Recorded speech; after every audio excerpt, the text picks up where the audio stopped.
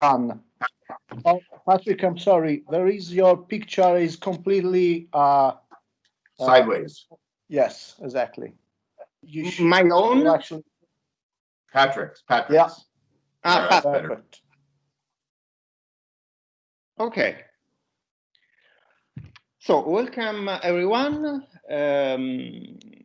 Today, the Department of Humanities and Social Sciences and the United States Consulate in Naples partnered to set up a two-day events on the occasion of the US election and on the occasion of the current world economic recession. Yesterday, we had a very eye-catching discussion about the US election. Today, in the light of the once-in-a-century pandemic and following ongoing recession, we decided to convene a cohort of top-notch scholars and diplomats to discuss issues concerning the time we currently muddle through. It is, as a kickoff to our discussion, I'm pleased to introduce Professor Giuseppe Cataldi, who is the director of the Department of Humanities and Social Sciences at our university. Professor Cataldi is a leading expert on the law of the sea and on the protection and promotion of human rights. He held a chair financed by the European Union, a Jean Monnet chair financed by the European Union, and prior to that, among other appointments, he was consultant to the Italian Ministry for Foreign Affairs and to the EU institutions. Professor Cataldi, the floor is yours. Thank you very much, Simone, and particularly for having organized this very important initiative, which, by the way, gives me the occasion to be engaged once again with the USA Consulate in Naples, because we in the Orientale, we have, in particular in this department, once it was the Faculty of Political Sciences, we used to organize a lot of initiatives, a lot of cultural initiatives with the US Consulate in Naples for many years. It was a very fruitful cooperation. So may I thank in particular Public Affairs Officer Karen Schiner for having participated and promoted this event with us, because I take this chance as a sort of,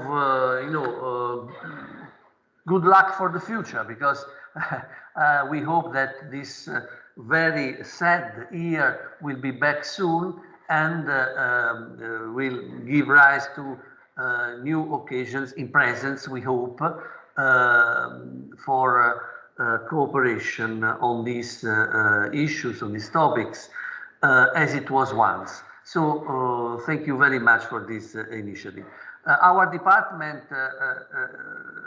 I am very proud of being the director of this department, because this department is a multi-phase department with a lot of competences in for what concerns history, geographic issues, anthropology, law, economics, and so on, but with a very strong sensitivity concerning the relation among different cultures, among different visions of the world. And so it is a great challenge for an international lawyer as I am. So from a great crash to a pandemic, banking and fiscal crisis, international trade, and the political economic of US and European Union relations, I think it is really important because it is something we are touching with our own hands every day. We discovered the fragility of our system, how fragile we are, as it is said in a famous song. We discovered it after decades of development, of course, with the attack to the Twin Towers, but from a security point of view. But with the crisis, with the economical crisis to 2008, we discovered how fragile is this interconnected world of our democratic states, and how and this was really a surprise for many, also for me because I am not an expert in on these issues, how dependent was and is U.S. economic from European Union, European states choices, market choices. So really it was something very shocking. And now we are living this pandemic times, these sad times. Once again, it is a challenge, it is an opportunity, because we know that here, in particular in the Orientale, where we, from the 17th century, we study Chinese culture, that every crisis is an opportunity.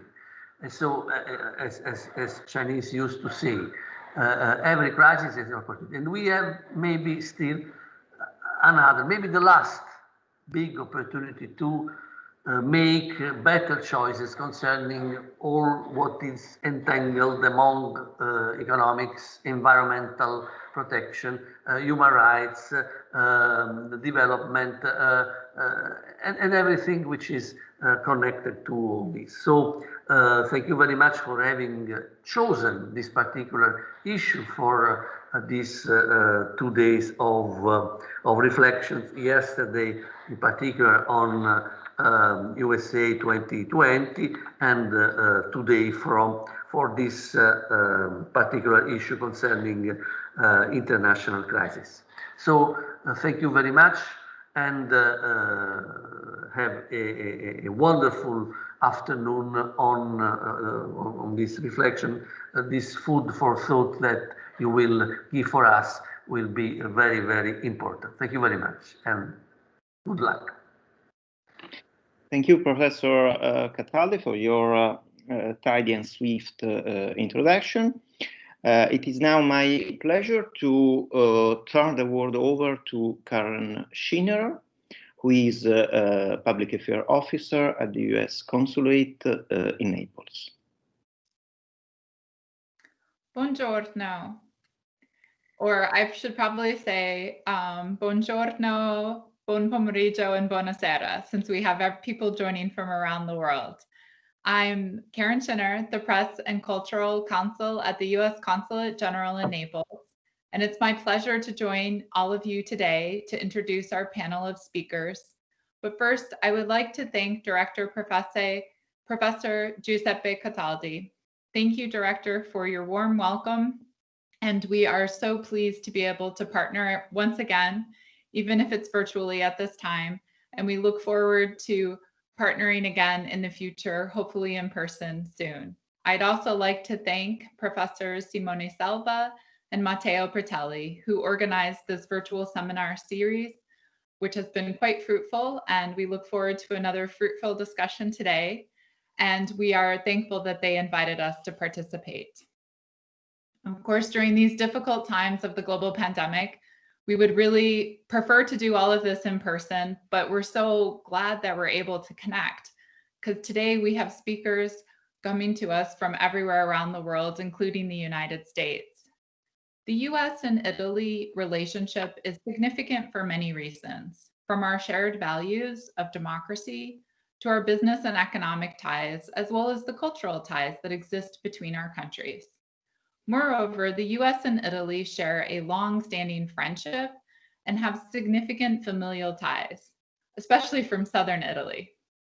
I think every time I meet people in the streets, the shopkeepers, everybody has a story to tell me about a cousin, an aunt, an uncle, or a trip they made to the US. Likewise, in the United States, we have many Americans with strong family historical ties to Italy, particularly southern Italy. So today we have 3 experts joining us for the panel: J.Frieden, P.Horne, and C.Zumello. J.Frieden is a professor of government at Harvard University. He specializes in the politics of international monetary and financial relations. Frieden is the author, co-author, or co-editor of more than a dozen books, including Currency Politics, the Political Economic of Exchange Rate Policy. His articles on the politics of international economic issues have appeared in a wide variety of scholarly and general interest publications. And we have P.Horne, who is a colleague of mine at the Consulate. He's the chief of the Political, Economic, and Commercial section. Previously, he served as the head of the Economic section at the US Embassy in Kazakhstan and as the head of the Human Rights Unit in Russia. Patrick also has worked as an analyst in Washington at headquarters in the Bureau of Intelligence and Research, and also as a staff member for our Bureau of Economic and Business Affairs. His other overseas assignments include Poland, Cyprus, and a second posting in Russia. And C.Zumello is a professor of contemporary American politics at the Université Sorbonne Nouvelle. She was educated in Paris, France, and in the United States at Washington University in St. Louis, Missouri. Her research and scholarship focuses on mainstream and marginal aspects of society, be it through credit and consumption, financial intermediation, and more broadly, the question of value of the concept of representation.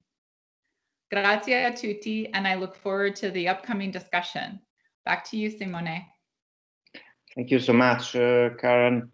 Well, let's go into the discussion. I will provide you with a very short introduction before turning the word over to our 3 speakers, and then we can have a round of questions from myself, and then, depending on how much time we have left, we can either go for further discussion among us, or as I hope to open to make an open floor discussion with our audience. Basically, today's seminar tries to points to the intertwining between the end of the Trump administration and the experience that the Trump administration was for the national and above all for the international economy. And on the other side, the outbreak of second in a decade world economic recession stemming from the pandemic.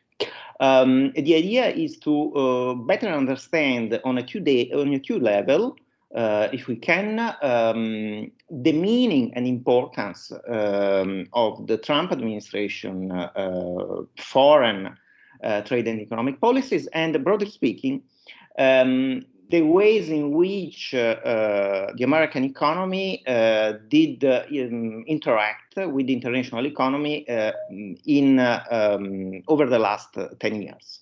The idea is to frame, therefore, the Trump administration foreign economic policies against the backdrop of a sluggish world economy since 2009-2012, and to point attention to some comparison, if we can, between what happened in the United States and in the world economy, and in US-European relation, particularly in 2009-2012, compared to what's happening now. which continuities in international trade and international banking and financial relations. In the literature, over this year, since the outbreak of the pandemic, we see a flurry of studies comparing the current pandemic, the current world economic recession, and the 1929 recession. Our objective today is to understand the role of the United States economy and the US, the changing US-European relation in trade, banking, and finance, by framing it against the backdrop of these last 10 years. The broader idea aims is to understand whether or not the policies, whatever we think about it, of the Trump administration did mark a breakthrough in terms of the process of deglobalization underway, according to many scholars, since the beginning of the new century. Professor Cataldi made reference to the Twin Tower, to the attack on the Twin Tower, or if, by contrast, prior to the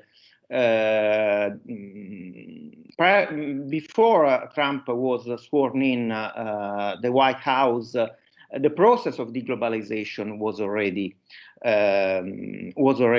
underway. There is a broad-based debate among the social scientists and economists. We try to provide a debate and a reflection on the impact and meaning of the last few years. We also try to get as close as possible to the US-European economic relation.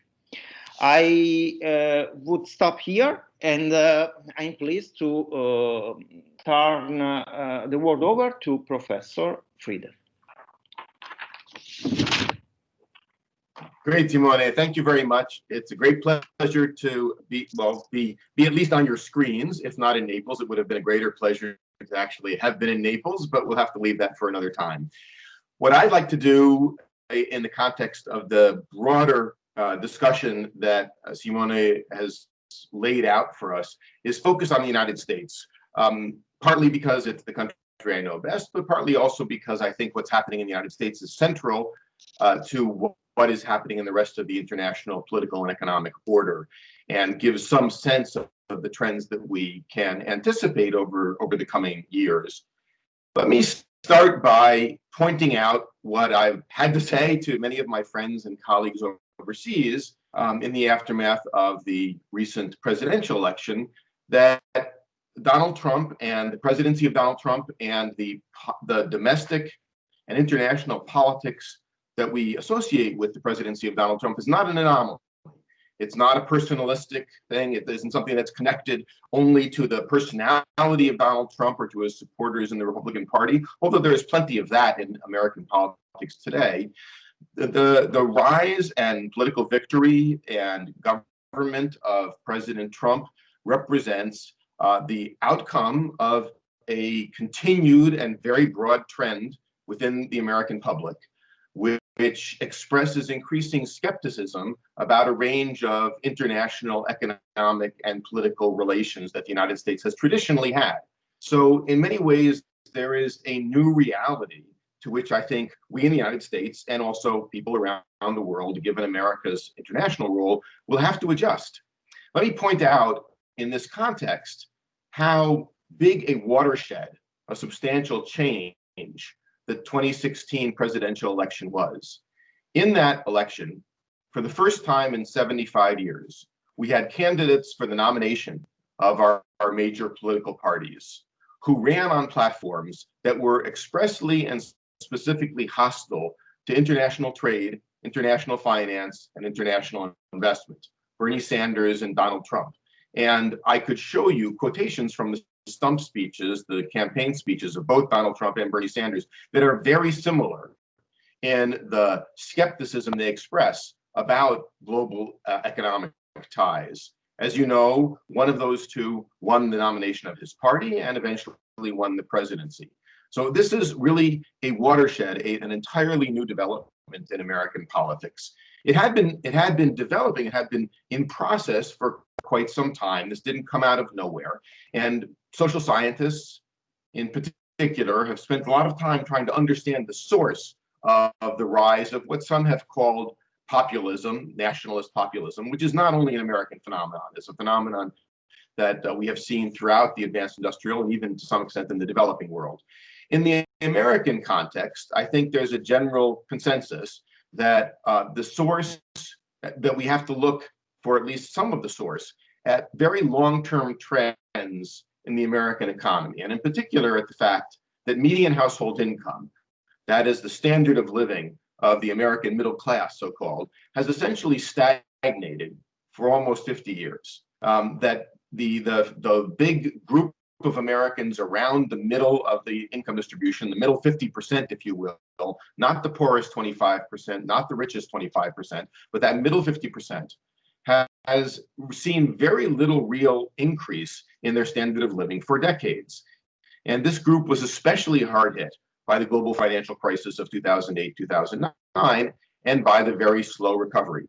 It's particularly important in this context, I think, to recognize that in addition to there being a socioeconomic or class component, if you will, there's a regional component, because there are substantial regions of our country, especially in the American Midwest, what we sometimes call the industrial belt, which have been experiencing a substantial economic decline really since the early 1970s. These are the small cities and towns that had been major manufacturing centers and that have, like most manufacturing centers in the industrial world, lost a lot of their manufacturing employment.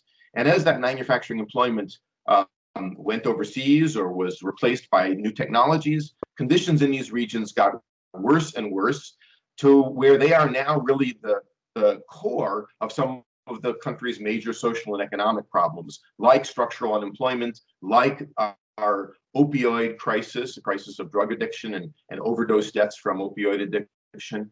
So this is regionally concentrated. And in fact, if you looked at a map of the United States, economically speaking, what you would see is a very prosperous Northeast, a very prosperous West Coast, and then a large group of states, a region of the country in the middle around the Great Lakes that has really been doing poorly for decades.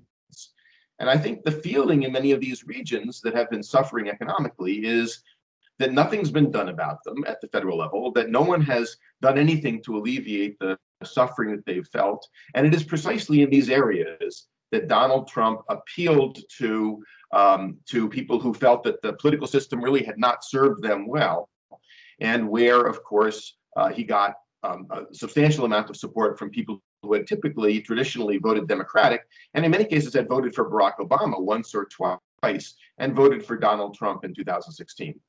As you know, President Trump followed through on many of his campaign promises, and especially those that expressed skepticism about international economic engagement. He continued to follow through in both word and deed, pulling the US out of the Paris Accord, out of the Trans-Pacific Partnership, eventually out of the World Health Organization, acting in ways that made it very difficult for the World Trade Organization to continue its activities, declaring a trade war with China, raising tariffs globally, not only with China, but also with many of our trading partners, including our allies in Canada and Europe, forcing a renegotiation of the NAFTA treaty with Canada and Mexico. All of these things were directly in line with what President Trump, or what candidate Trump had promised during the election, and he followed through with what might be regarded as a substantial disengagement from many of the country's traditional multilateral commitments.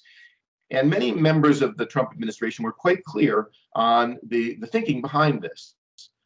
They felt, many of them, that the United States was not really that well served by multilateral institutions, that the US would do better by going it alone, that the US is, as we sometimes say, the 800-pound gorilla in the room, that the US would get a better deal by bargaining bilaterally with individual countries or groups of countries than it could get from a multilateral institution that counted every vote equally, or more generally gave power to small countries that the US felt that it didn't really need to pay so much attention to. So there was a real movement away from some of the multilateral commitments that the United States has been associated with. There's a little bit that's paradoxical about this, because many of these multilateral institutions were, of course, created by the United States in the immediate aftermath of World War II.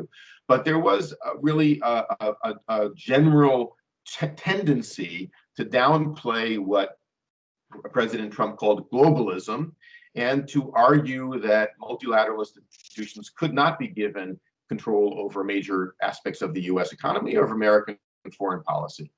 So in the aftermath of the 2020 election, there's been some hope expressed that we'll be able to go back to conditions as they were before, especially among those who feel that the Trump administration was taking the country in the wrong direction.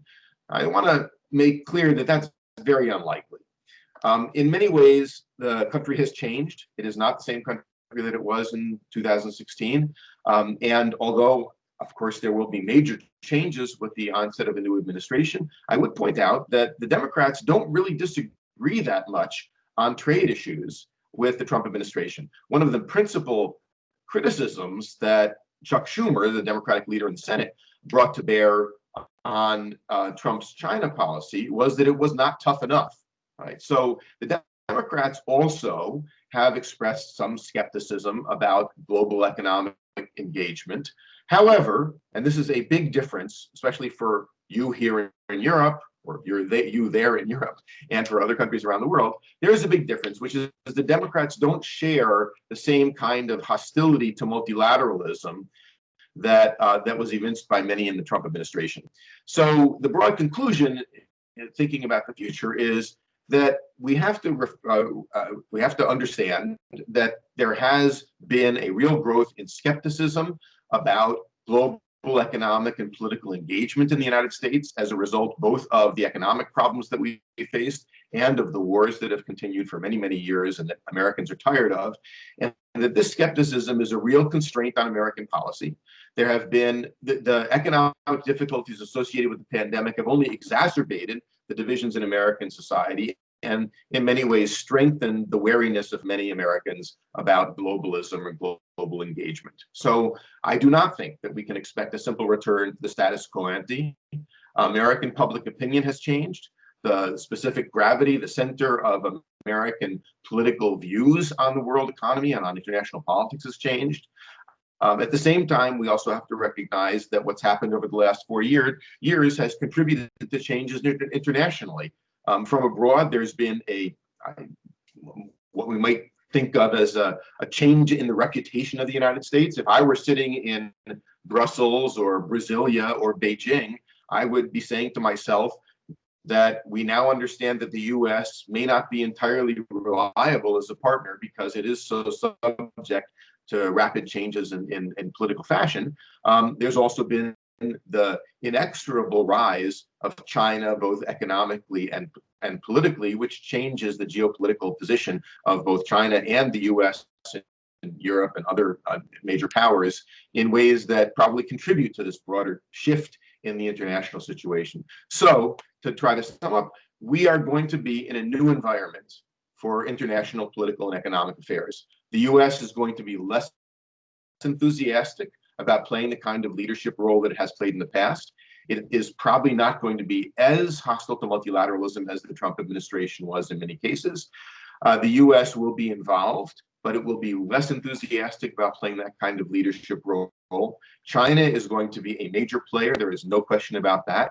Many of America's allies, as you well know in Europe, are still licking their wounds, so to speak, from the experience of the past several years. And with nationalist populist movements still very powerful, even in the United States, I think we anticipate domestic political controversies over the extent of major countries' involvement in the world economy. There are many possible roads toward the future on all parts. This is not something that's out of our hands. The US and the EU and other countries will have some influence on what the world will look like over the coming decades, which I hope we'll discuss as we move forward. But I think we have to be clear that we're not going back to the relatively well-known and familiar era that characterized the international political and economic order after World War II from the 1940s really up until a few years ago. We're not going back to that era of a general consensus in favor of international economic and political integration. The future is very much in play, and I hope we'll get a chance to talk about it as we move forward. Thank you. Thank you, Professor Frieden, for your very informative speech. I think we can discuss later on. Several of the points you raised are crucial. I think about, for instance, to Schumer, who in the late 90s was like the kingmaker to liberalize the financial market in the United States, and now turned to position, as you quoted, regarding a deal not enough tough. We can have a discussion later on. It is my great pleasure now to turn the word over to Consul P.Horne. The floor is yours. Thanks very much, Simone. And thanks to Karen for my nice introduction. It's a great honor to be here with Professor Frieden and Professor Zumello. And thanks to Director Cataldi for putting this all together. My name is P.Horne. I'm the chief of the Political, Economic, and Commercial section at the Consulate here in Naples. Karen's right. I've spent a lot of my career in the former Soviet space, but I should mention that before I joined the State Department, I was a bank examiner for the FDIC, the Federal Reserve Insurance Corporation in America. So I have some very strong opinions about banks, specifically credit card banks, and I'd love for that to be part of the discussion going forward. So all diplomats have a specialty, and my specialty is economics. I can't believe it's been 12 years since the fall of Lehman Brothers and the subsequent financial crisis that we saw in the US and the European Union. I agree with Professor Cataldi that when there's a crisis, that presents an opportunity. And I would say that both the United States and the European Union have recovered from that crisis stronger than they were before, with the European Stability Mechanism, European Stability Mechanism that did not exist before, stronger regulations on both sides of the Atlantic for banks, and financial reforms that have increased consumer confidence, a unified framework for bank supervision and crisis management, and a stronger monetary policy from the European Central Bank and Federal Reserve. The measures that were used to combat the 2008-2009 crisis were prompt and untested and went against conventional wisdom. I still remember the calls to let the invisible hand do its work and let companies go under and fail. But we resisted that impulse. Both of our countries worked to rescue our country's economies. But I'll point out that rescue is not the same thing as recovery. Even after the crisis, Italy remained a slow-growing and slow-to-change economy. I should say a little bit more about what my responsibilities are in the consulate. Just to be brief, I'm supposed to be smart about the politics and economics of all the southern regions of Italy, which go from Sicily up north here to Campania. And it's been a wonderful opportunity for me to see what some of those policies that went into effect after the 2008 crisis have accomplished and haven't accomplished here. I would say that since I want to talk specifically about Italy's economic situation, and we can discuss America's perhaps during the question and answer period, but I would say that Italy's economy is ossified by its slow civil justice system, excessive red tape and bureaucracy, unpredictable changes in regulation, and a lack of transparency. Italy's economic growth is one of the lowest in the EU, and the widening disparity between Italy and other European countries as Italy reduces its high public debt under EU fiscal rules is becoming more and more pronounced. This is the bad news. All this constrains Italy's ability to engage in new initiatives or increase public investment. I would echo Professor Friedman too, that there's also a lack of social consensus and confidence for long-term reforms. But there is good news. The United States is Italy's third largest export market and Italy's seventh largest import supplier. Trade and investment with Italy support over 250,000 jobs in the United States. Italian household wealth remains above the EU average and private debt remains low. This makes Italy, on paper, an attractive investment market for U.S. companies, though I should point out that the commercial part of my portfolio means that I'm supposed to attract Italian investment to the United States. But I just want to make that plug. After the 2008 crisis, I want to make this the main thrust of my presentation. After the 2008 crisis, the world looked to the US and the European Union to regulate the situation, thanks to our combined high market sizes and sophistication. That still remains true, even in the wake of this COVID-19 pandemic. The US and EU lead in technical standards for things like product safety. We lead in financial reporting and accounting, rules on intellectual property rights, competition, extraterritorial effects of competitive decisions. All this still remains true. And I think that the world will still look to the United States and the EU to set the standard for the recovery that happens post-pandemic. Now, I told you that it's my job to be smart about the economic realities of the South. And just this week, we've had some hard numbers come in from SVIMEZ, which is the Association for the Industrial Development of Southern Italy. They've produced some very stark and not surprising negative numbers for Southern Italy as a result of COVID. So we'll start with GDP. Each month of the lockdown in Italy costs about 48 billion euros. That's nationwide. So each month the country is shut down. That's over 3% of total Italian GDP. Southern Italy, even before the pandemic, was not in a good economic situation to withstand any sort of stresses to the system. So we're going to see some more bad news coming forward. For example, SVIMEZ says that job loss in the South is going to be the main concern going forward.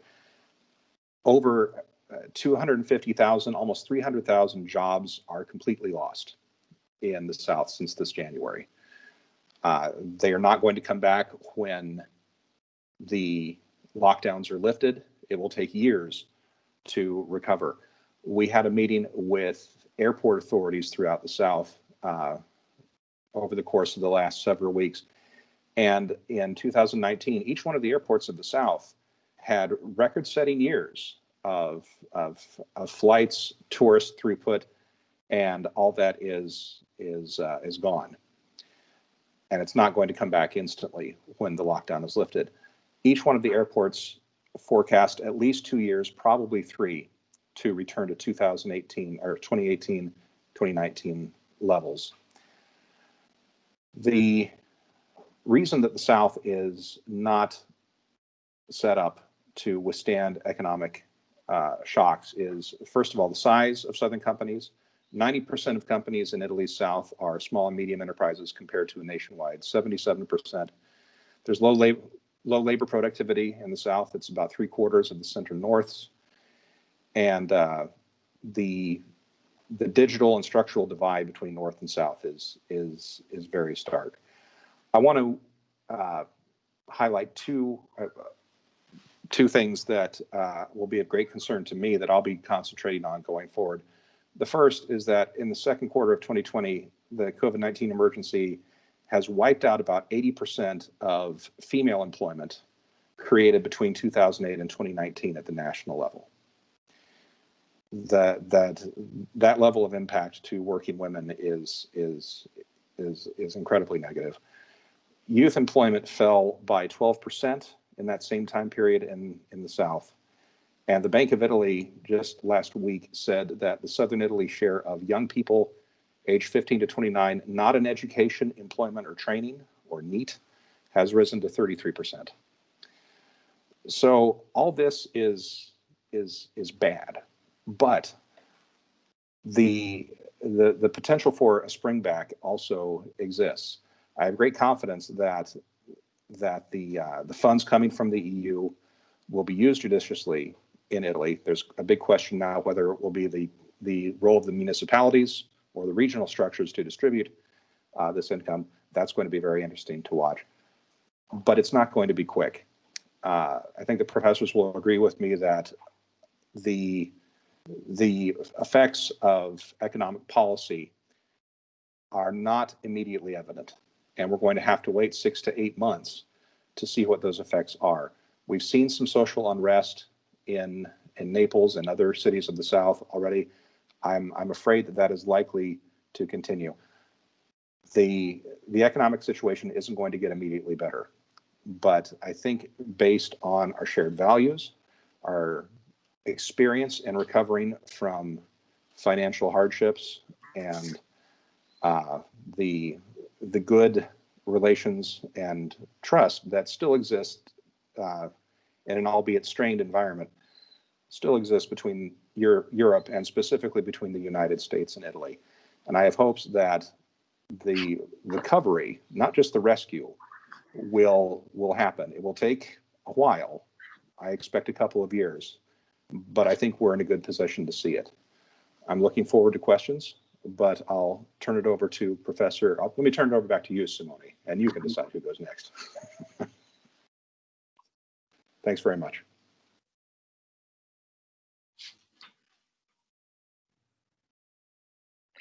Thank you very much to Consul P.Horne for your very interesting speech, particularly concerning the macroeconomic data that you can get about the economy in southern Italy. And I know that SVIMEZ is a leading source for providing economic data and statistics.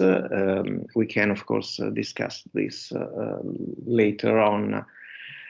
It is now my great pleasure to turn the word over to Professor Christine Zumello.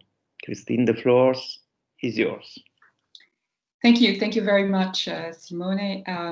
Je vous parle depuis Paris e vous salue tous. Vorrei anche ringraziare il professor Cataldi che ci ospita oggi per l'invito, quindi mando anche un caro saluto a Napoli. I'm obviously very, very happy and honored to join the conversation today on this enormous topic of the Great Crash and the pandemic and the transatlantic relations between the US and the EU. So what I intend to do is say a few words about three main topics, or three main ideas that I would want to develop, and hopefully also during question time. So first of all, I want to talk about scaring and the levels of uncertainty that we're going forward into. The second thing that I want to talk about, or start talking about, is the ECB and the Fed. Okay, so I'm going to talk a little bit about Christine Lagarde and Janet Yellen, whom, as you know, as everybody knows, is now going to be the next US Treasury Secretary. And the third thing that I wanted to talk about today is maybe open a window into the matter of financial literacy, financial identity in the United States, which is, I think, something that has to do with how do you rebuild your finances at the national level, but also at the personal, at the individual level, after a disaster, and the pandemic is definitely and is likely to be a disaster, also a financial disaster, still probably a little bit undercover. So I'm going to say a few words about that. And also because I think that this issue of financial literacy, financial identity, credit scores is probably something that is going to become a little stronger in Europe. It's still very much something that the US has been groundbreaking, but I think we're following suit in Europe. And I'm just going to say a few words about cashback, which seems to be all the rage in Italy as we speak. So I'm going to maybe end with that. I just wanted to show you, I don't have a proper PowerPoint, but I just wanted to share 2 slides. So I hope that there's always a little bit of an uncertainty when this happens. So I hope it works. Otherwise, I can do without. I'm not sure. Is it sharing? Not yet. Okay. No, I don't see any. Okay, so it says that You can either upload it or you can share from your desktop. Yeah, I'm sharing it from my desktop. Sorry, it's going to take a second because I need to authorize it. Take your time, no problem. Sorry, I'm sorry. This is the usual glitch because I'm going from Teams to Zoom to Meet, and I think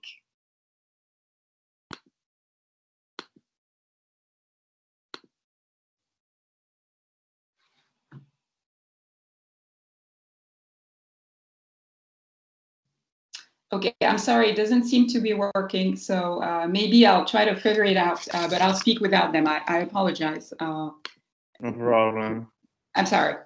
So the first thing that I wanted to talk about is scaring, and maybe during the discussion I will show you just the 2 charts that I wanted to show about unemployment and PEB. So basically, the idea of scaring is how do we build back better from the pandemic, with obviously focuses on the issues of health, climate, and sustainability, but also what kind of economic growth do we want? And I'm going to say a couple of words maybe about the WTO, the World Trade Organization, which has been a little dormant over the last 4 years. The levels of uncertainty that we are experiencing today, so it's levels of uncertainty on many levels about many aspects, not only of economic life, but political life, social environment, of course, are extremely important. So 2 things that I wanted to also mention today as what's happening at the ECB and what's happening at the Fed.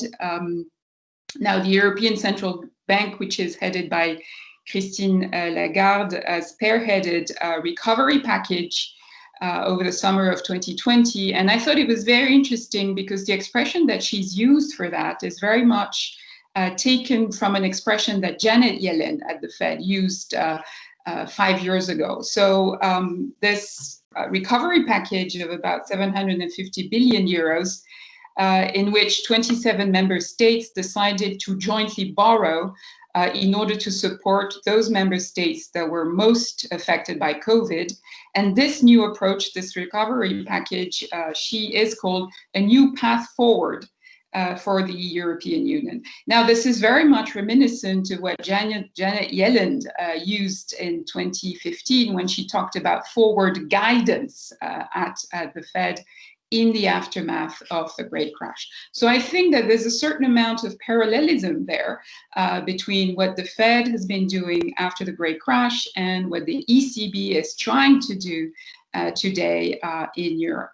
Another very important thing, and I thought it was very interesting, is that some of our colleagues in the US have called what the ECB is doing an Hamiltonian moment, undertaking after Alexander Hamilton, whom, as everybody knows, the first Treasury Secretary of the United States, to assume the debts of the different states after the Revolutionary War. And this pulled, quote unquote, together the young United States together. So this is this a Hamiltonian moment that we're experiencing or that we're starting to go through in Europe? That's a question I think that maybe we can ask for the sake of the discussion of this US-EU discussion today. The ECB and the Fed, so Lagarde and Powell, have done a lot to provide financial markets with liquidity And Lagarde, although has obviously stressed that Powell has a Treasury Department not far, although the major thorny issue of the independence of the central bank from the government, from the Treasury, is in itself a major question. But Lagarde has stressed that Powell has a Treasury Department not far, I quote, whereas, of course, there's no links between the ECB and a Euro fiscal authority that still does not exist at this point in Europe. Another difference maybe that I wanted to stress is that in the EU, a lot of the financing is handled through banks or through the national central banks, whereas in the US, there's a deeper, some might call it a more vibrant capital market, which is a source of financing for a lot of corporations. Another major difference where maybe there will be more convergence is that the ECB's mandate is price stability. The Fed, as we all know, has a dual mandate of price stability and full employment. And I'm very sorry that I cannot show you my little chart, but I hope to be able to do that before the end of the session. So obviously Lagarde at the ECB thinks that if the ECB wants to deliver on its mandate of price stability, it definitely probably needs to factor in a new parameter, and it needs to be mindful of climate change that can affect growth and price stability. So it's not just this nice, sexy thing that everybody wants to waver. We need to do something about climate change, but just give it more economic and financial anchoring, financial roots. And this is probably also something that will maybe lift in the mid and long term the levels of uncertainty in which we are navigating today. At the global level, and this was also mentioned by my colleagues before me, there's a necessity to foster an economy that is more green, more digital, which will value proximity more. But there's many questions that arise out of, or that affect the conversation if we factor in those two things, green, digital, proximity. And this raises the question of the evolution and nature of globalization and the role of the nature, the definition, the new definition of multilateralism. So one of the major questions that also has been in store for a while, but it's probably coming back to the fore is will there be an industrial sunset in some countries? Will there be a rise of a new supply chain, which will be more anchored into a partner basis, into proximity, rather or instead than just quote unquote cost cutting. So although those are can be seen as advanced economy preoccupations, a certain amount of cooperation is necessary, and that's where maybe the US and the EU can come together and maybe lead the way to this next phase. And this next phase of new multilateralism, Professor Frieden and Consul P.Horne also mentioned this idea of this new conversation about multilateralism. Joe Biden has declared that America is back, that he's reasserting global model leadership, and that he's also saying that multilateralism is back, but we definitely need to think about what kind of multilateralism are we talking about. Now, I also wanted to say a few words about the World Trade Organization for the sake of this discussion, to start the conversation. I think we can say that the WTO, which is headquartered in Geneva, as everybody knows, has been going through an existential moment in this era of rising protectionism. And it has definitely been falling behind the massive shifts in the global economy, such as, in particular, the proliferation of digital trade. Now, under Donald Trump, the WTO appellate body was blocked because no appointments were made to the 7-person panel. And because of that, obviously, there was no fear of any WTO retaliation or any WTO action whatsoever. So that obviously Donald Trump thinking that the WTO was geared against the United States. Now, Donald Trump also said that China's WTO status as, I quote, a developing country, which it has had since 2001, provided China with unfair advantages. Now, we all know what has happened during the 4 years between the US and China. But still, I think that there's broad agreement that the WTO needs reform. The Doha round of negotiations failed spectacularly. And there's probably also a series of problems with the governance of the WTO decision-making process, which needs to be adopted by consensus. And that by itself, of course, makes it more lengthy, more difficult, obviously more prone to compromise, which can be seen. But it's very Manichaean view of the decision process of the WTO. Now, Ursula von der Leyen wants the EU to lead reforms about WTO. And maybe I would hope that there would be a certain amount of cooperation, conversation between the US and the EU about that. Now, the EU has prioritized rewriting international tax regulations to try to make the rules consistent with a modern digital economy. So it seems that tax regulations so far are sort of falling behind, okay, what is happening in, quote, the real economy.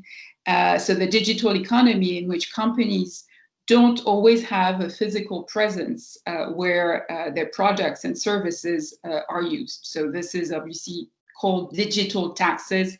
How do we go about putting together framing, thinking digital taxes? I think that's a major issue, not only for the US and the EU, but probably for the world in the next form of multilateral relations. Now, digital taxes so far have been seen by some in the US as an attack on American companies.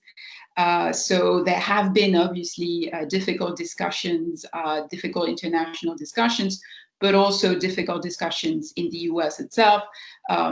Zuckerberg has been summoned to hearings in Congress several times, so that this aspect, there's been talk about hacking of elections from foreign countries, but also undue influence. So those are sort of a cloud of discussions, both domestic and international, which I think are extremely important, passionnant, as we say in French, and I think very, very fruitful. Now, France and Italy, for that matter, have announced their own levies, okay, tax levies on a certain number of trades with, I don't want to name names, but I think everybody knows which companies we're talking about. So this is one of the things that I wanted to say about the WTO.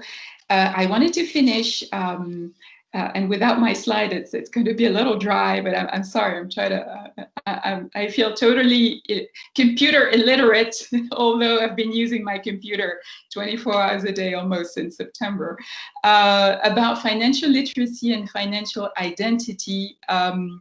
There's a pervasiveness, a pervasive use of credit cards, of credit in the United States, in particular since after the Second World War. This is what we call, with all admiration in France, in Europe in general, la société de consommation, consumer society.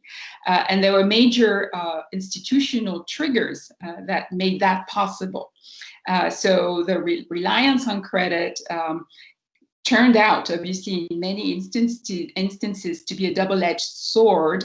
And the idea that credit scoring, which as such is something that does not exist in most European countries, or it doesn't exist, I should say, exactly in the open, although banks do have a certain form of credit scoring of their own.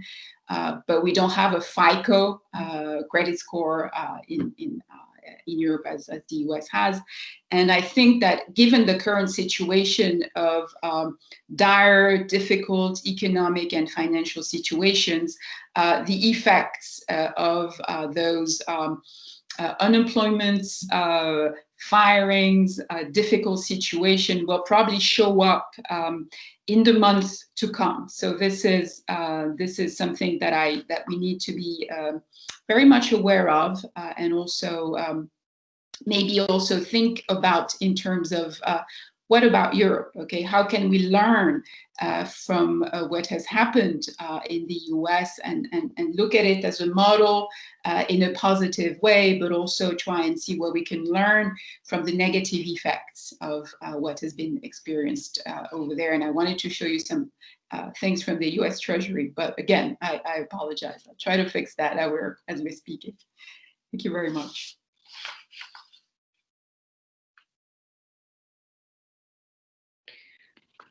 Thank you, Professor Zumello. I really wanted to thank everyone for your speech and your intervention. Well, I think that all of your intervention are focused on like taking a snapshot about what has happened over the last year, or even after February of this year, from different perspectives: the U.S. economy and society, from Professor Frieden, the U.S. Italian economic relation and the gloomy outlook for the Italian economy,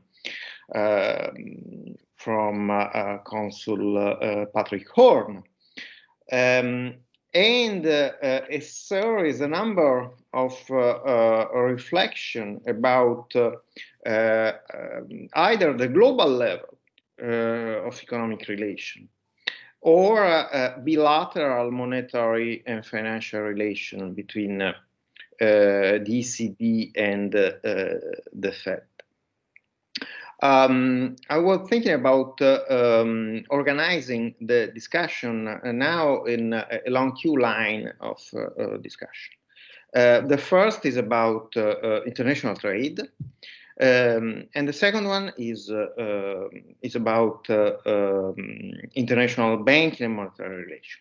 By thinking about even the fact that, as I said in my kickoff, that we are living a second recession in 10 years, 12 years, sorry, and that there are many comparisons we can track, as Christine Zumello has pointed out concerning monetary central bank policies. I would start with the first question for Professor Frieden concerning international trade from the U.S. perspective. The situation of the U.S. economy at the end of these last 5 years. Let's consider the Trump administration and also the last 3 years of the Obama administration. But I will also make some reference to the policies enacted by the Fed amid the current economic crisis.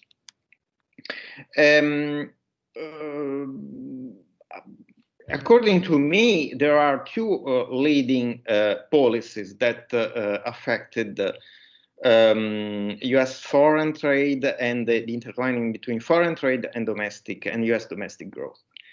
The first one is the 2017 tax law, which was like we can say, the signature of the Trump administration foreign economic policies.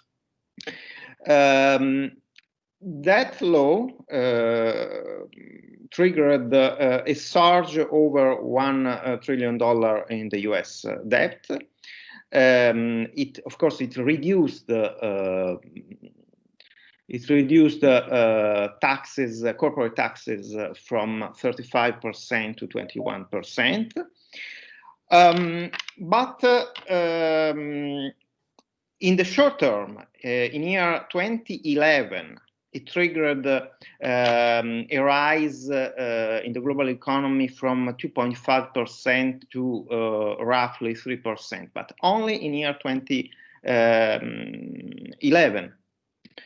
Indeed, after the undertaking of the 2018 protectionist policies against, which is the other cornerstone of American foreign economic policies, protectionist policies against the European steel and aluminum industry. On the one side, we had the American firm that aluminum and steel firm that kept going on layoffs. They didn't go over with recovering. So the low tax of 2017 and the protectionist policies didn't seem to reduce the job losses. This, on the other side, we had a very important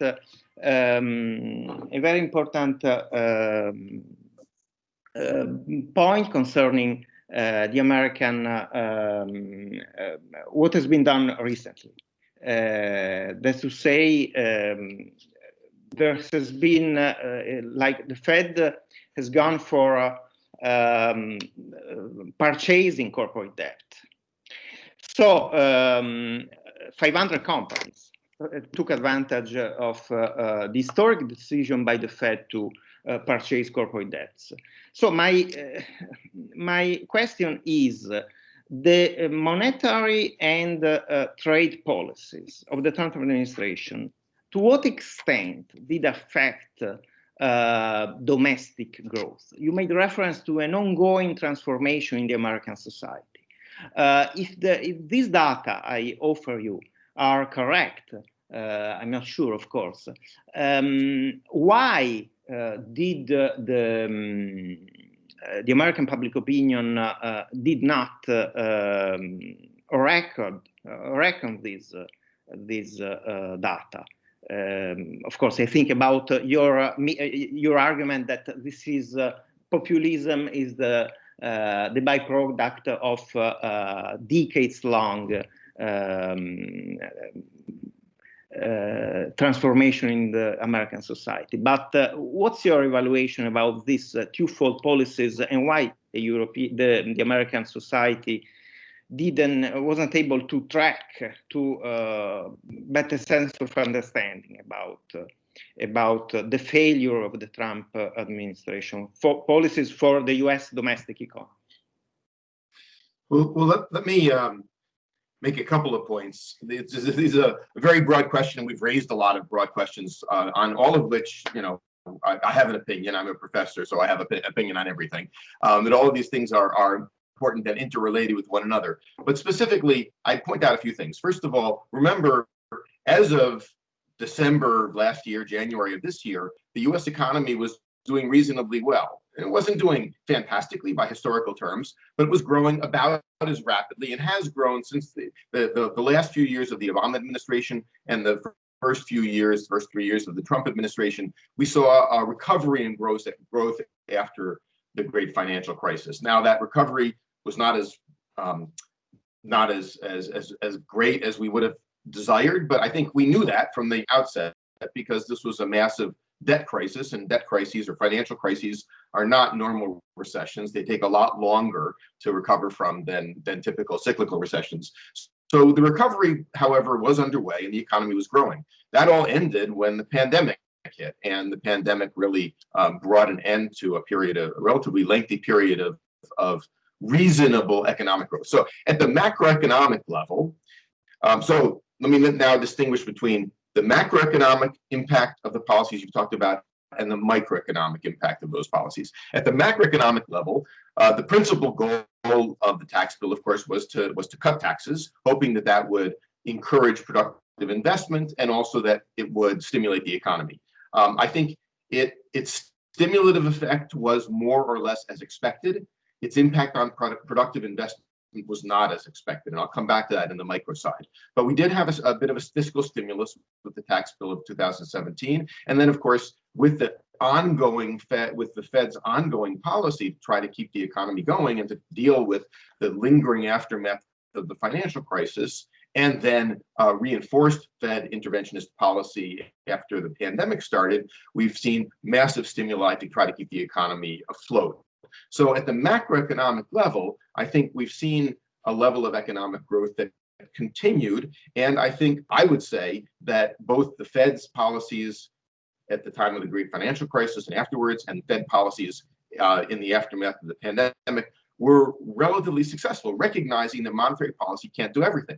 Monetary policy is a blunt instrument, and it's an especially blunt instrument to deal with some of the interregional and intersectoral problems that I was talking about before. So let's imagine that what you're concerned about is the decline of traditional American manufacturing industries, and you'd like to do something about that. Well, the Fed's monetary policy is not going to have much of a direct impact, and frankly, the trade policies aren't going to have that much of a direct impact either. The trade war with China, or the raising of tariffs against the Europeans, Canadians, and others in steel and aluminum and other products as well, really are a set of temporary measures.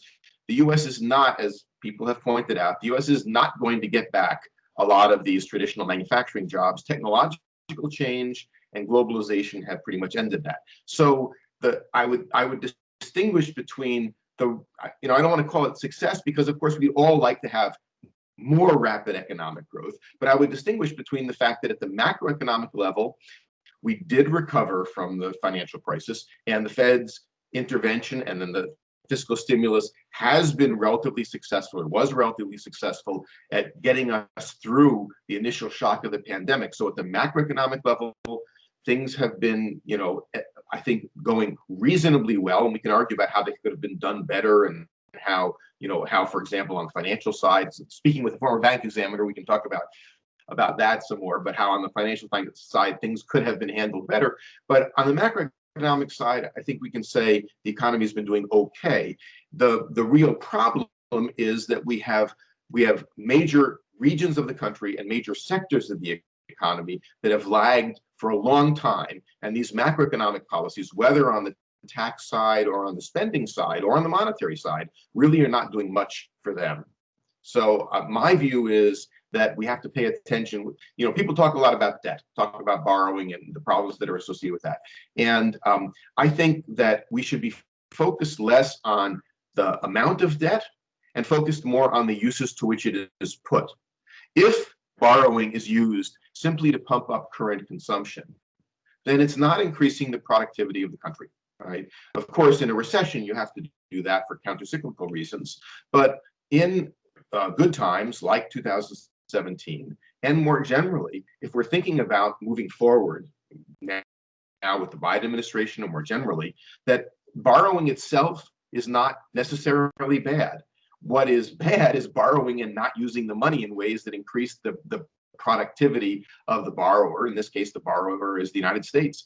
And so what we need to focus on, I think, from a microeconomic standpoint, is the way in which we use the funds that we're borrowing, both from ourselves and from the rest of the world. So I would say we want to distinguish between macroeconomic policy, which really is focused on the cycle, what we have to do to deal with countercyclical demand management, and microeconomic policy, which has to deal with the shape of the American economy and the fact that some areas have been doing fantastically well and some areas doing extremely poorly, and that this leads to all sorts of social, political, and economic problems.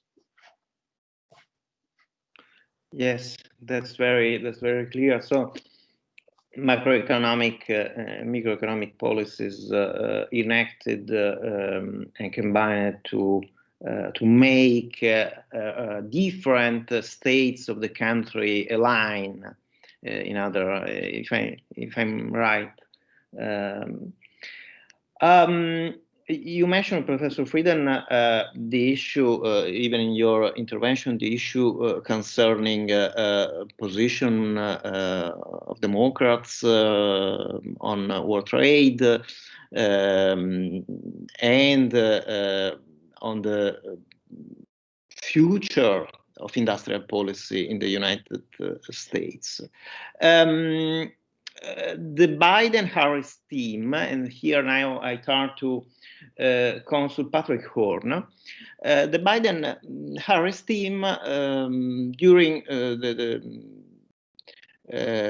prior to the election didn't make very clear what they would do with the Trump administration policies on China.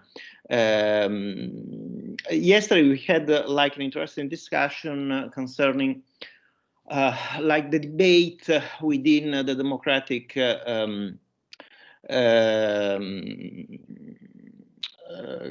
campaign concerning which industrial policy the United States should pursue, whether stay on a blue collar based industrial policy for the future, or turn into an historical shift to the digital economy. Professor Zumello made a reference in her intervention about the future, whether we are going to go to an industrial sunset, a new supply chain. We will be back on the theme of on the issue of supply chain later on. But the point is in the United States now whether turning to the industrial belt or having a turn to the digital service industry. This is even a topic in the literature and across the think tank discussing the future of US-European relation. Many think tanks argue that US-European relations should shift away from traditional trade relations and go forward to digital services. You provided me with very interesting statistics a few weeks ago concerning US-Italian trade relation broken by sector. If I'm right, I recall you, all of you, that President Trump made one of his first speech was, which made the headlines, was a promise to raise taxes against like an icon of Italian product, the Italian Vespa. Based on the statistic that you provided me, it seems to me that over the last 4 or 5 years, or right now, the digital services, the new economy products do not account that much in the back for US-Italian trade relation. Their share in total US-Italian trade relations are very slow. I think that pharmaceutical products and traditional metalworking and mechanical products have a fair share in total US-Italian trade. So my question is, based on your viewpoint, your standpoint over the last few years in Italy, in southern Italy, there has been traditional trade relation in traditional manufacturing sector has been consolidated, and I mean, we can think that US and Italy can go forward and stay on track of traditional U.S. trade, economic, and commercial relation? What's your overview evaluation, thinking about the past, your overview evaluation of the past experience in the U.S.-Italian trade relation? Sure. Right now, the trade relationship is one of pretty significant imbalance. Italy imports about $19 billion worth of products from the United States every year. Most of those are medications, but there's quite a bit on the machinery side too. Contrast that with the Italian side. Italy exports about $52 billion worth of products to the United States every year. So there's going to be a desire by any U.S. president to try to tip the scales more in the U.S.'s favor in that regard. It's going to be difficult. If you look at what the United States imports from Italy, it's a lot of machinery, it's a lot of cars and scooters and cruise ships and aircraft parts. And not to mention, let me just make sure I'm getting this right. Yeah, about $1.5 billion worth of wine every year. You guys don't import nearly that much from the Napa Valley to Italy. I can't imagine why that is. But look, the point is that Italy does make spectacular products, and there's a great demand for those products in the U.S. So the relationship is one, I would say, of excellence. The United States consumer recognizes excellence. The Italians provide excellent products for American consumption. Any politician from any century is going to be enormously tempted to tax those, to try to generate revenue from those streams. There's all sorts of arguments, both pro and con this, but I think the main aspect that I'd like to emphasize is stability and sensitivity in the trade between our two countries. I have to go back to my old hat and put on my bank examiner hat for this. The professors are going to laugh at me, but there was an acronym that we used every day when we were bank examiners called CAMEL, CAMEL, which we used to assess the health of the institutions that we were examining. First one was C. C was for capital adequacy. Did the institution have good access to capital? Second thing was asset quality, A for asset quality. M was management capability. E was earnings. Did they have good earnings streams? And L was for liquidity. How quickly could they make their assets liquid? In the years since I left the bank examining world, they added another letter. They added the letter S. So it's not CAMEL. You don't get a CAMEL rating anymore. You get a CAMELS rating. And the S stands for sensitivity. After the 2008-2009 collapse, they realized that they needed to show how well an institution could withstand shocks. So they added sensitivity. So any banking institution will get a rating for each of those categories from 1 to 5, 1 being weak and 5 being strong. I would challenge the students and the other listeners on the line to assess each of those qualities on a macro level to the United States and to Italy going forward. And I think that would answer a lot of the questions about what we can expect.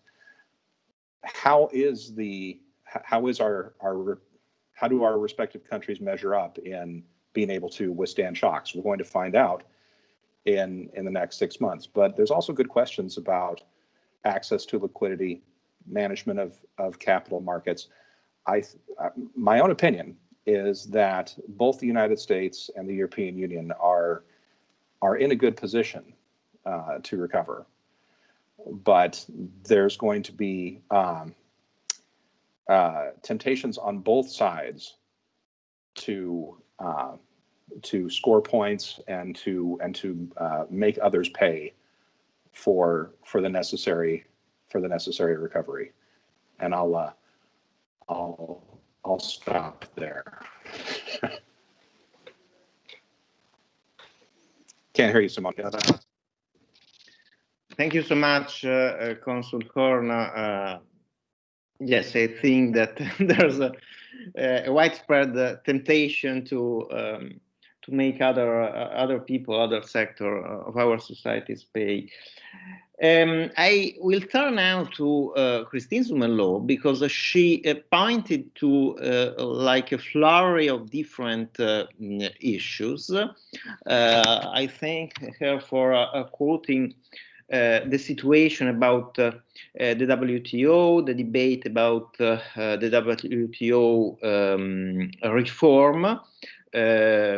There are different outlook for the global economy. For instance, there are institutes like the Kiel Institute for the world economy that whose projection for the future are quite bleak. The WTO outlook is much better, but of course she portrayed the WTO as a dormant global institution over the past few years.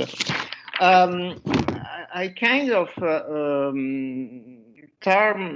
take a step back to her first point concerning a comparison between the ECB and the Fed policy.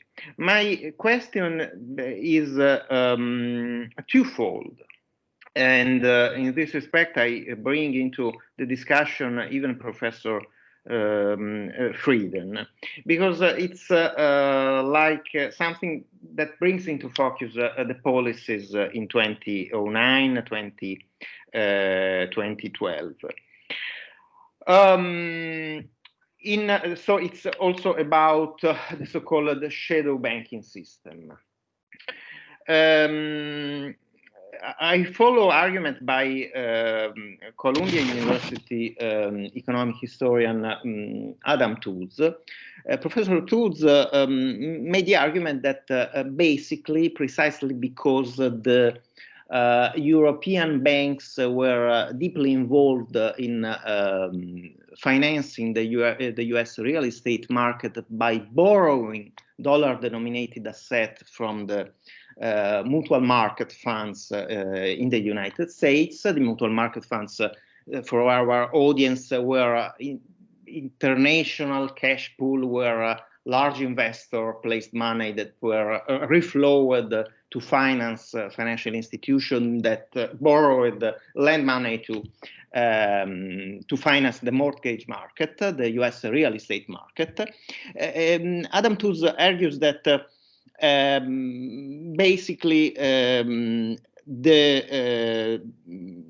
as a result of a shortfall in the real estate prices in the United States, the mutual market fund dried up in 2007-2008, and this triggered not only Bear Stearns Lehman Brothers default, but also very problematic crisis across the European banking system. We can quote Dixie, Paribas in France, Dresdner Bank or Deutsche Bank that were deeply involved in financing the real estate market in the United States, and that were in a dire trouble. At that time, according to Tooze, the Fed not only acted across the US economy to bail out banks, but it also leveraged a fair amount of dollar through swap operation with the European Central Bank, the Bank of England, the ECB, to finance, to recapitalize these European banks, precisely in the interest of the American economy, as the European banks were overexposed to the American real estate market and to the American economy. If I had to show you some statistical data, the Fed keep going on financing the mortgage market in the United States since 2008 up to this year. At the same time, it went over for setting like a specific mutual market fund to finance banks that were troubled right this year. So my question is, if the Fed 10 years ago turned a global financial crisis into a chance to reconnect and to strengthen US-European financial and banking relation, and also it turned it into a chance to take the lead. Nowadays, the Fed is, as all of you pointed, overcommitted to the American economy. There can be any chance that the Fed play like a kind of similar role, or the European Central Bank, we can also think about the Bank of England, should act independently. And as such, the current economic recession is not a chance to push forward transatlantic banking and financial bonds.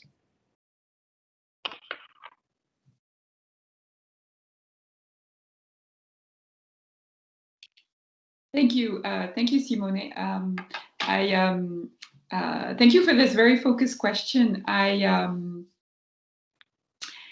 If you allow me, I think I will tie in your question with, take a step back and tie in your question with Professor Frieden's and Consul P.Horne's very interesting insights.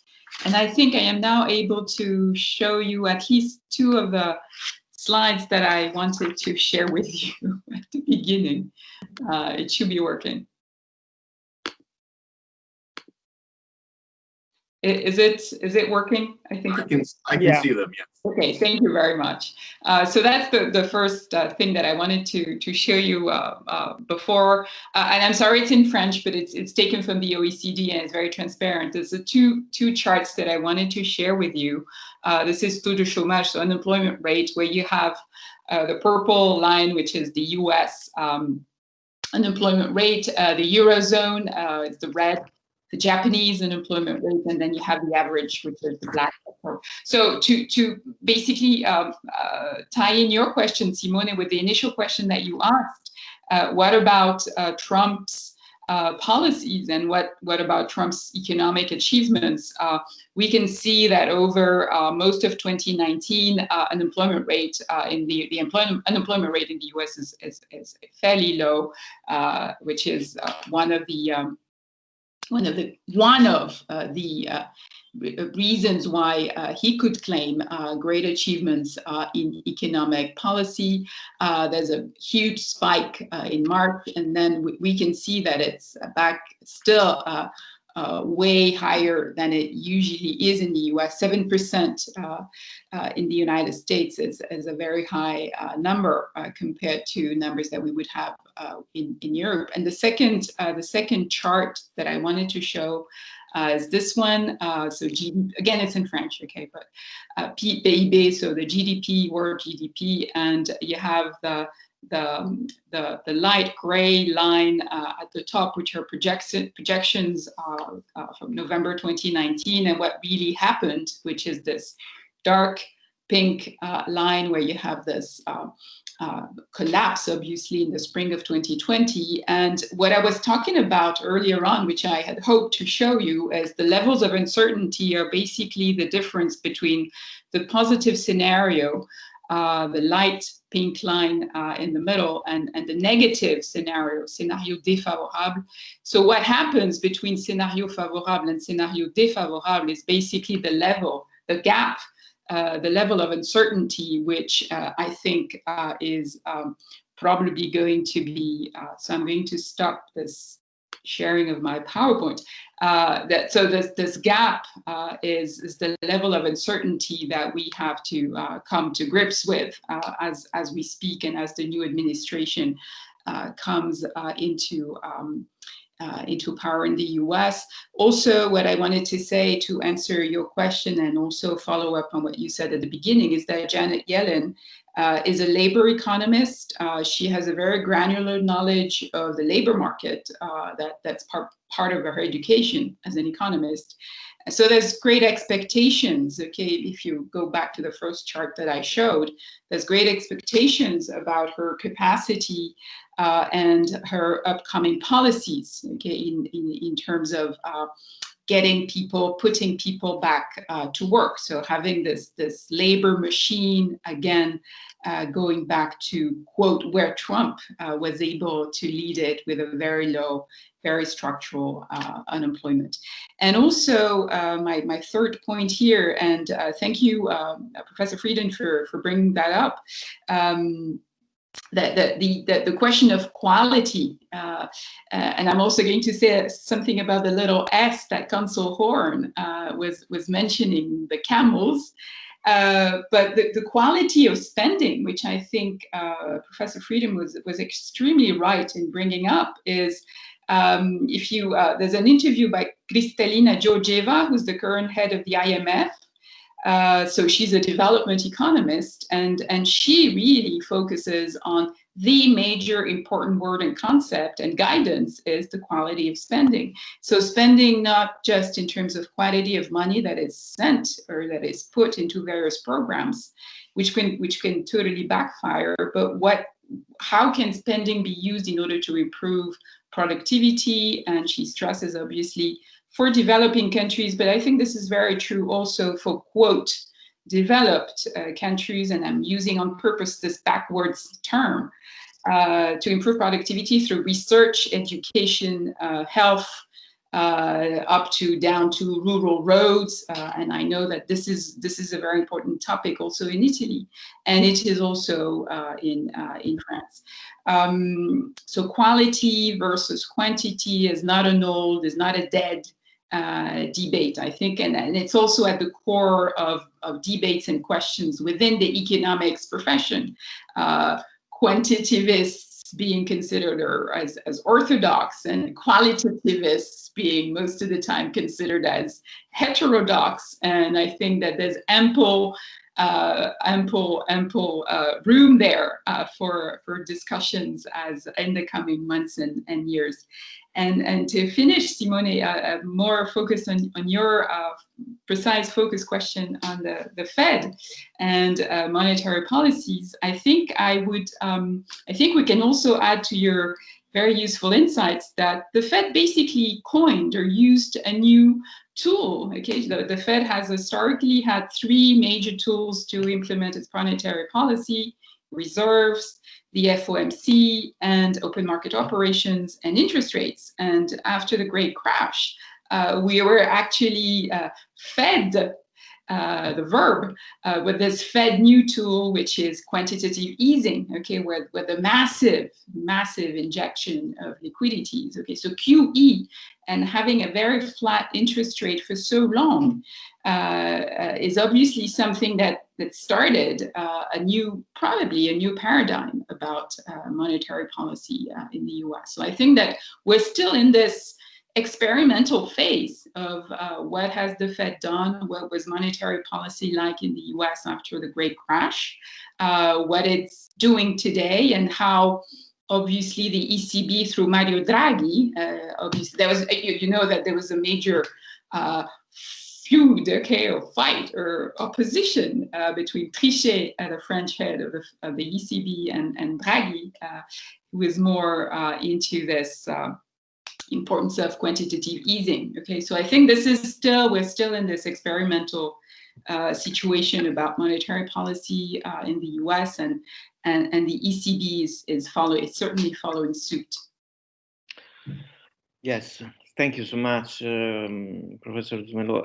I think that I totally agree with you. The initiative by the Fed to over the last in the first half of this year to cut by 1.5% the federal fund rate down to 0 to 0.25% is an historical turn, combined with the long-lasting low interest rates by the ECB in Europe. It is now 20 to 5. I would go for one more question, which is a collective question.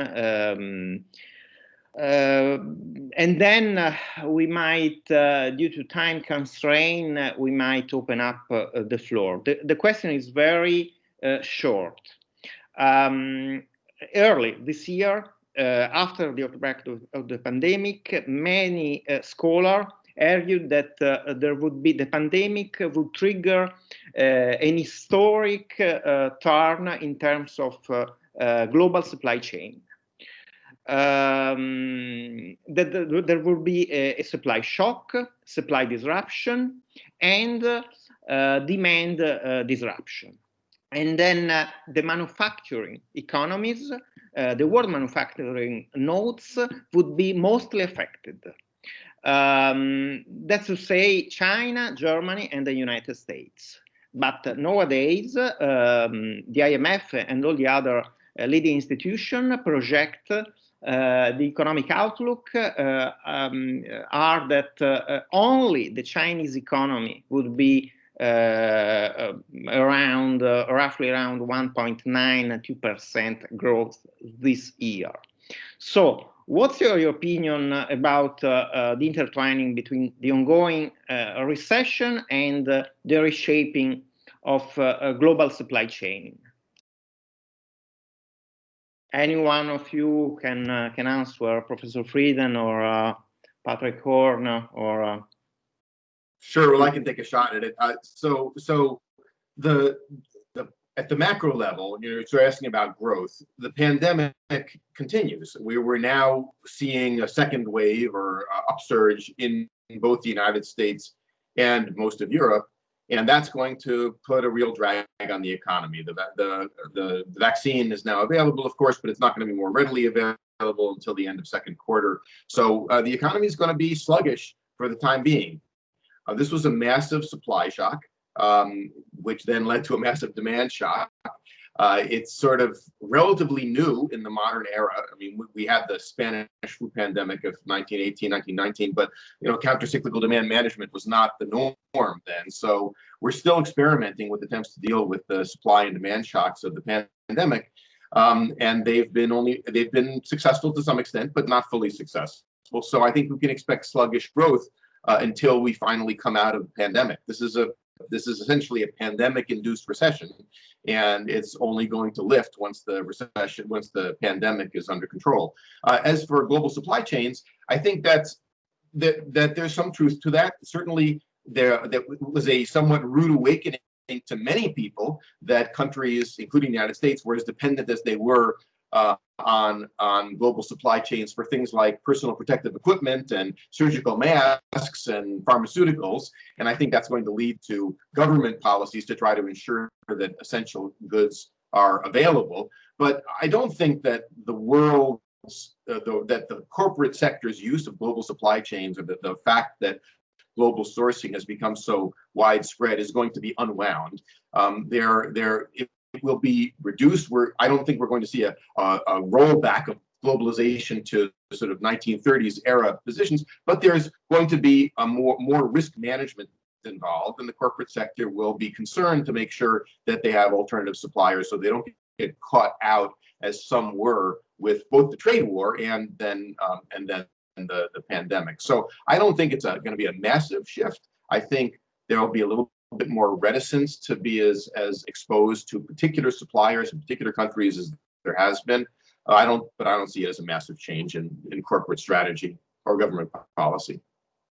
Thank you so much. It's very clear, your answer. If anyone has any other insights into this subject? Maybe one word, Simone. I don't know if Consul Sure. wants to. Go ahead, Professor. No, go ahead. I'm not sure. Go ahead, please. Just another, I don't even know what to call it. It's not microeconomic. It's not macroeconomic. Is there a medioeconomic sector? I think the recession that we're seeing is not universal. Just within Italy, we're in good contact with the port of Naples, and they saw a reduction, of course, in imports from Asia during the first wave of the pandemic. However, exports of agricultural goods through the port of Naples never wavered. They never went down over the course of the pandemic. So it's important to understand that there are some sectors that are going to be really fantastically badly hit by the pandemic, and others that are not going to receive so much of a stress. I was talking with the head of the Jewelers Union of Napoli today, who is beside himself because jewelers see over 50% of their turnover in the holiday season. And for some reason, people are not buying expensive jewelry for their loved ones for Christmas this year. And they're going to receive a much larger shock than obviously the tomato growers, the winemakers of Italy this year. So it'll be an interesting socioeconomic examination as well, because it is a worldwide pandemic. It is a worldwide recession, but like any other recession, it's not hitting everybody equally. That's it from me. Thank you so much. Thank you so much for your insight.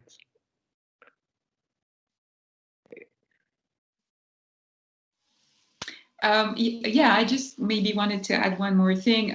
Here, maybe take the French point of view in terms of supply chain and consumption. I think the pandemic definitely has brought about a change in, so we'll see if it's durable, but a change in the consumption model, because there has been, obviously, for direct reasons, a huge rise in home delivery, which is something that the French were obviously not at all the same scale as Americans used to.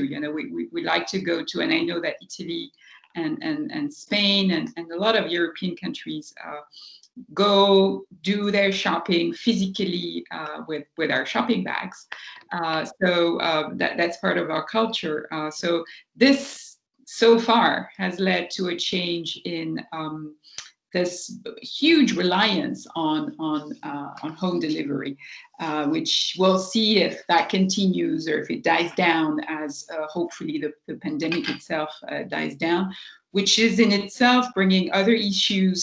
There's a lot of debates going on at the moment about the waste of wrapping material that is involved in all the home delivery of all kinds of products that are wrapped in all kinds of layers of cardboard, plastic, paper, and other things. So that is also a hazard, a climate and environmental sustainable hazard in itself. So as I was saying at the beginning of my short introduction, if climate change, sustainability become really factored in any supply chain and any economic growth or any thought about economic growth, then what do we do? How do we address this externality, which I think is what it can be called in economic terms, which is the wrapping materials that are involved in this huge increase in home delivery and digital delivery, and the fact that we can order online almost everything. Thank you so much. That's your words, of course, remind most of Europe's way of shopping and vis-a-vis the American way.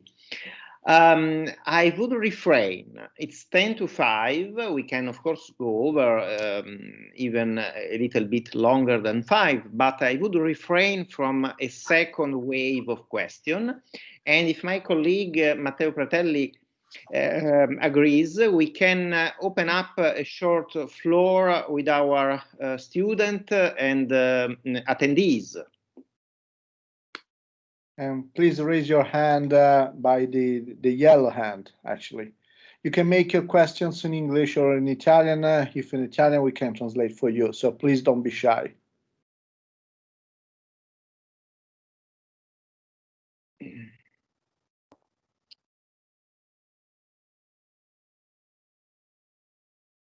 Anyone?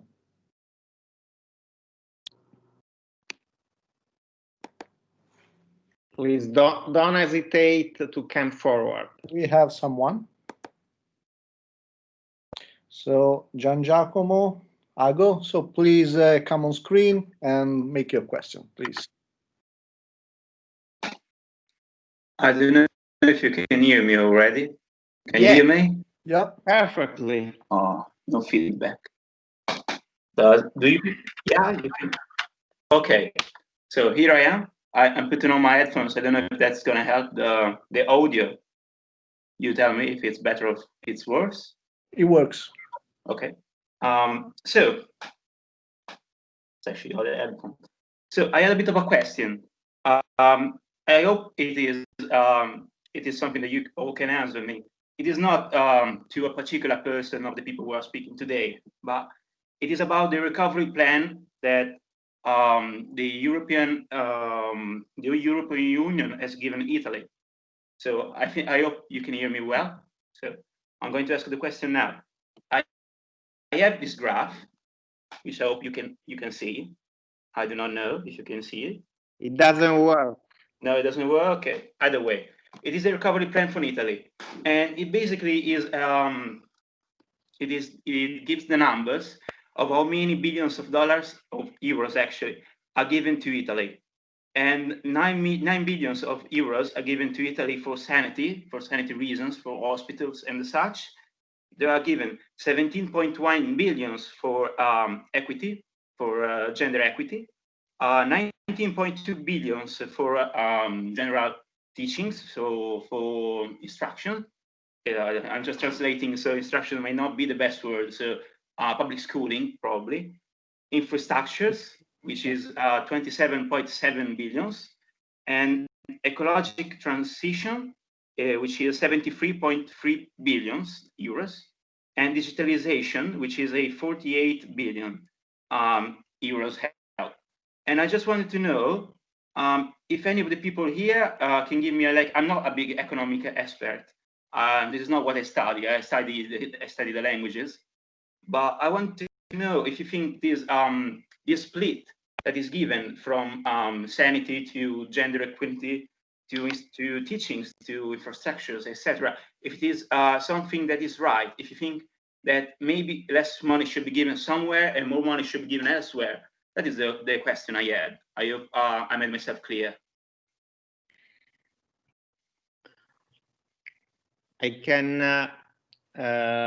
can make some remarks first, and then anyone else can offer other answer or remarks. I think that it depends which kind of industrial policy and which kind of repositioning of the Italian economy against the backdrop of the world economy we are gonna to plan. Because if we're gonna to stay on track with be part of an intra-European Eurozone area, something which we know is not granted forever. Certainly investments, 73.3 investments in infrastructure, correct me if I'm wrong, and 48 billion in digitalization are a way to stay afloat, to get access to a regional economy, a EU economy market that aims at partnering with the United States and at curbing competition from China, which is increasingly investing on high capital intensive and technological sector. It's shifting away from the blue collar world we know China come from the 20th century. Of course, otherwise, if we think that our future would be a flurry of health crisis, such a small amount of money to health wouldn't be enough.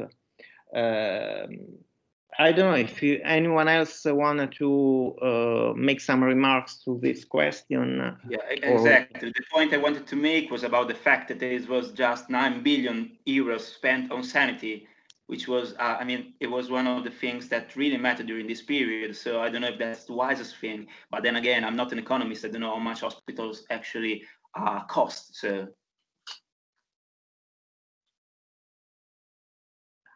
I think that I mean, this is a breakdown based on some normalization of our world economy and so our EU economy.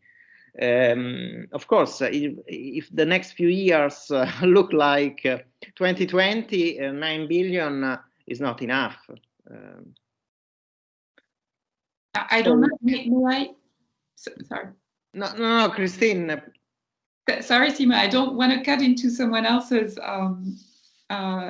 questions, but maybe just one thing to add to this. It's a great question that's being asked, which really tries to see how important it is and sometimes how divergent European international positions and domestic positions or decision-making sometimes collide or sometimes do not necessarily come together. What this question clearly shows, and I think I'm very happy that this question was asked, is that Brussels decided to allocate a certain amount of billions of euros to Italy as part of the recovery plan, but Italy had to provide a roadmap of how the money was going to be spent. So Brussels was trying to put Italy into this win-win situation of we are happy to help, but then you, Italy, so Italy has to come together in terms of putting together a domestic package and domestic priorities that it wants to put forward. So, and this is, I think this is what Conte did in the end. I can't remember if it's October or November, but came up with the figures, okay, that were mentioned in the question. So that also goes back to what we were saying before, which is the difference between quality and quantity. Okay, so what money and for what amount of money? Okay, but to do what? So I think it's important here for the Italians, as they've been rightly trying to do, to show how they can actually provide an action plan, okay, that will make that money useful. Thanks, Christine. If I correctly catch your points, it's also important who made this breakdown and what for. Please, is there any other question, issues, comments? Luca Jury from Sorbonne. Please come forward. Hi, good morning, good evening. I wanted to ask a question to Professor Frieden, who mentioned growing skepticism from the American public towards multilateralism. I assume that this movement of skepticism also applies to domestic institutions in America, and just wanted to know your insights on how Americans perceive the Federal Reserve in the last decades with its participation to problem solving and crisis solving.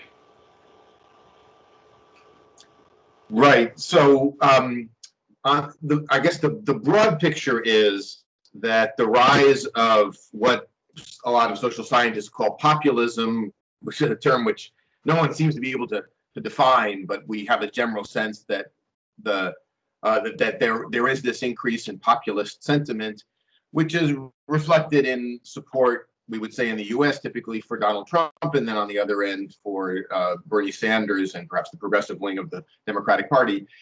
And there's no doubt that the public, the electorate, the public more broadly, especially those that have been more drawn to these populist candidates, have expressed some lack of trust in many of the traditional institutions of the United States.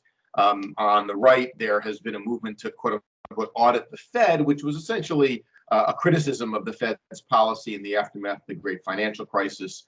There have been attempts to close down other American bureaucratic and other political institutions. And frankly, without being partisan about it, I think the controversy that erupted during and in the aftermath of the late presidential election, in which one of the candidates really called into question the entire electoral system and the reliability of our democratic election process, is emblematic of the fact that there is a swath of the American public that doesn't trust what are sometimes called the elites, most broadly, and many of the institutions of the American government and of American society more broadly. So that is a broad trend, and it's not unique to the United States. We see it also in Europe and other developed countries. With respect to the Fed, I think that there was a lot of initial criticism of the Fed in the aftermath of the great financial crisis, because the Fed was associated with the bank bailout, that is, the attempt to rescue the banking system, as was the case in Europe as well. I mean, listen, both Europe and the United States faced a world really quite a unique and very, very dangerous financial crisis. Debt crises are always politically controversial. And the reality of most financial crises is that they require some bailout of banks. And, you know, as we saw then and have seen many times in the past, often the only way to protect the innocent is to bail out the guilty. And that was true in the case of the United States. There really was not much choice about having to intervene in the banking system and provide them with support to avoid a more serious collapse than we actually experienced. It could have been done, and perhaps the former bank examiner would have some ideas on how it might have been done better, but there was a lot of hostility expressed among the American public to the bank bailout, and the Fed was, of course, involved in that. Since then, I would say, although there still are some who criticize the Fed for being autonomous, for not being politically responsive, for not being democratically controlled, generally speaking, because the Fed has really been practically the single pillar of macroeconomic policy since 2008, and did reasonably well, especially in comparison to Europe, in bringing us out of the financial crisis, and has done reasonably well again during the pandemic. I think a lot of those fundamental criticisms of the Fed have faded. So today, you don't see the kind of attacks on the Fed that we did see in 2008, 2009, 2010. But that doesn't take away from the fact that there has been a loss of confidence on the part of many Americans in America's political and economic institutions. And I think that is something that we will be facing for the foreseeable future. It's worrisome. I would say that some of that lack of confidence or loss of confidence is justified because our political institutions have not responded as well as they might have to the crises that we faced. And that's just something that we, like Europeans, are going to have to face as we go forward, trying to rebuild a consensus for economic, social, and political policies that can attract the support and trust of the broad population. Thank you very much. Thank you so much for the question and the answer. Please come forward if there's anyone else interested in. I've got Nicole Mignona. Please come forward. Hello, can you hear me? Yes, we do. Okay, so my question is, it's a general question, so anyone can answer. How much the political scene in the US and Europe is shaped by big multi-billion companies rather than bottom-up group and social needs?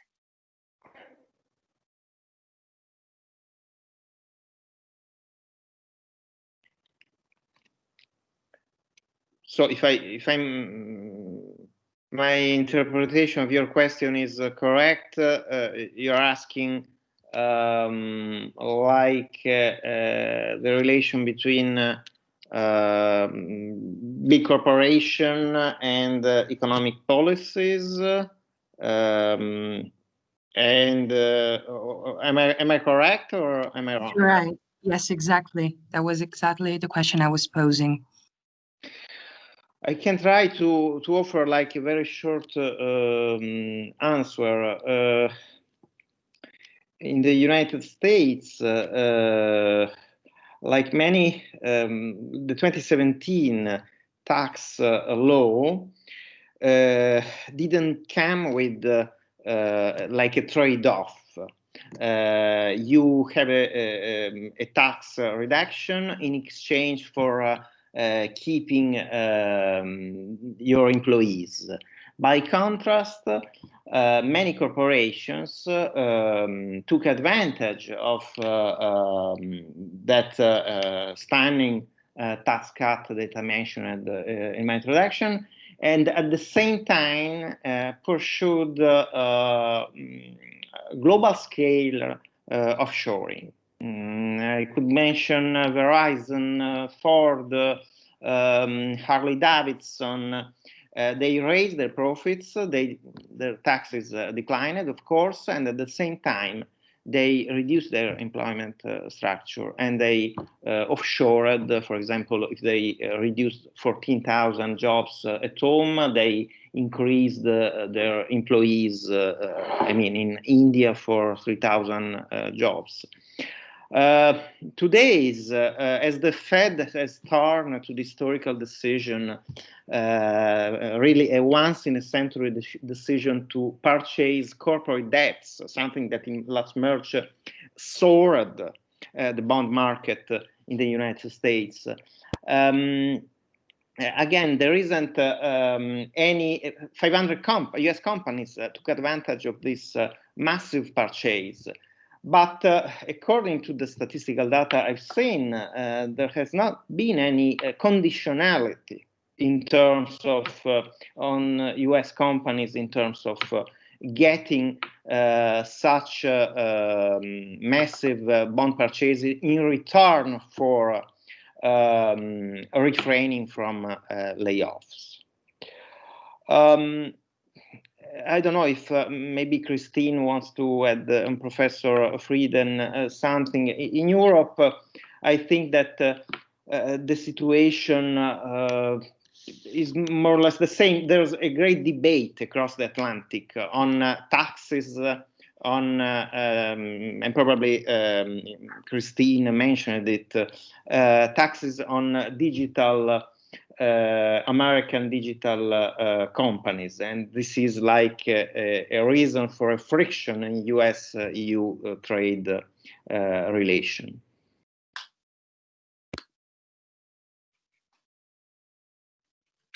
I can say a few words, Simone, if you want. I think that the one possible answer to this very broad question, very important question, is the priorities that were set by the recovery plan that was voted on in Brussels, and for example,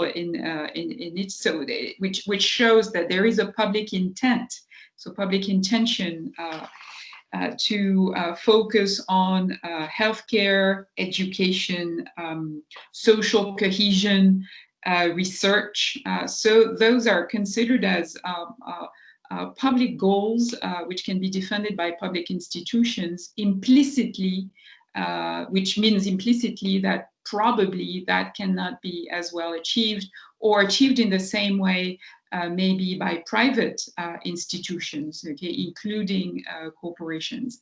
So I think that to tie in this question with the previous question from the gentleman at the beginning, it's very important to see the effects and how the spending of that money on those goals is implemented to show that yes, public money can be very useful qualitatively in order to improve the situation on those fronts, healthcare obviously being at the top list, top of the priority list today, obviously. So I think we need to all be extremely vigilant, very careful, and watch closely how effective the money from the recovery plans, the various recovery plans, is used. Thank you so much, Christine.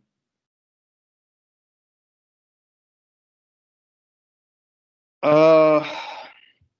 are running out of time. It's 5:12 in Europe. If there's anything else, any other insight, remark, question, we can gonna to round off. Are you fine? Is there anything, any other question? Okay. I think that today's panel was very ambitious, broad-based, but I think that probably only to a rather limited extent we could answer our question. But I think that our discussion was well organized and above all was capable to integrate faculties, scholars, expertise, and practitioner expertise. I think that contribution from our speakers from the academia and from diplomacy was well organized and integrated. I think that, of course, this is like an ongoing debate. It's probably neither for economists, historians, international political economists. We just try to take a snapshot about the situation we are currently muddling through, and again, as I said in my introductory remarks, against the backdrop of a 12-year-long sluggish world economic growth. I really heartfully thanks all and each of you, Professor Frieden, Consul P.Horne, Professor Zumello. I thanks, of course, the Department of Humanities and Social Sciences at our university. Our director had to leave us because he had to join another seminar at our university this afternoon. But I thank our department and again the U.S. Consulate in Naples. I don't think if Karen Schiner wants to come over for a final remark, that would be very, very great. Sure. I just want to thank everyone over at Orientale once again for the opportunity for this very interesting and fruitful discussion. Thanks to Professors Frieden, Zumello, and of course to Patrick. And I hope that everybody has a safe and happy holidays. To you too. You too, Karen. Thank you Thanks, so everyone. much. So we're going to round off. Thank you again, all and each of you, and have a great holiday vacation. Happy holidays. Happy New Year. Thank you so much. Bye. Bye-bye. Ciao, ciao. Bye-bye. Ciao.